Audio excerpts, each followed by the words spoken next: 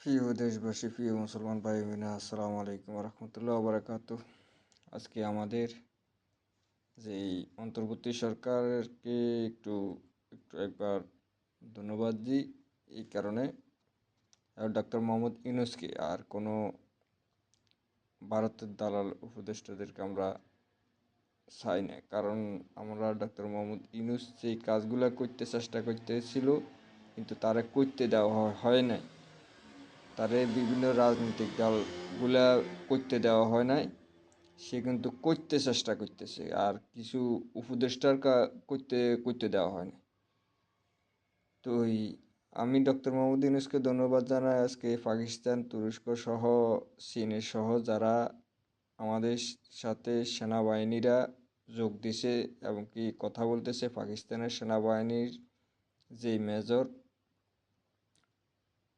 যেই সেনা কর্মকর্তা বাংলাদেশে ডক্টর মোহাম্মদ ইউনূসের সাথে বৈঠক করছে, তাকে ধন্যবাদ জানাই।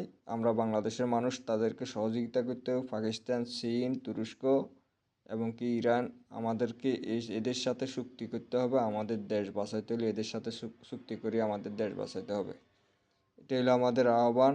আমি বাংলাদেশের মানুষকে বলবো, সবাইকে বলি, ডক্টর মোহাম্মদ ইউনূসের চোখ পালা করি আমরা খুলে দিতে হবে। ডক্টর মোহাম্মদ ইউনূসের হাত শক্তিশালী করতে হবে। এমনকি ভারতের দালাল ওয়াকারকে আমরা যেন সমর্থন না করি। সবাই মিলি ডক্টর মোহাম্মদ ইউনূসকে সফল করতে হবে এবং কি চেষ্টা করতে হবে। সেই বহুত চেষ্টা করতেছে, কিন্তু তার ভিতরে যেই ভারতের রয়ের উপদেষ্টা যেগুলো আছে এরা করতে দিতেছে না। এবং কি আমাদের দেশে যেই বড় দলের যেই চোর বাটপারগুলো আছে তারা করতে দিতেছে না।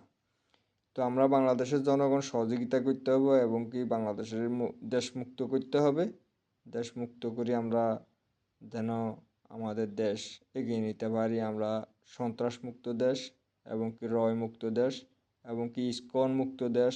আমরা যেন বাংলাদেশের মানুষকে একটা বাংলাদেশের নাগরিকের যে স্বাধীনতা দিতে পারি আমরা যেন সবাই। তো সবাই ঐক্যবদ্ধ থেকে ঢাকায় অবস্থান করতে হবে। সবাই মিলিয়ে আমরা বিভিন্ন 13 তারিখে বলতাই 21 তারিখে না কয় তারিখে যেই হাসিনার রায়টা নিছে, আমরা ওই টাইমে সবাই উপস্থিত থাকতে হবে ঢাকা সহ সারা বাংলাদেশে, যেন আওয়ামী লীগ বাংলাদেশে অবস্থান না করতে পারে, বাইরে হইতে না পারে, এই অবস্থা করতে হবে। আর এই সাথে জাতীয় পার্টিকে নিষিদ্ধ করতে হবে। এটাই আমাদের আহ্বান। ইসকনকে নিষিদ্ধ করতে হবে। প্রিয় দেশবাসী, সবাই ঐক্যবদ্ধ থাকি, আমরা সফলতা আদায় করতে হবে।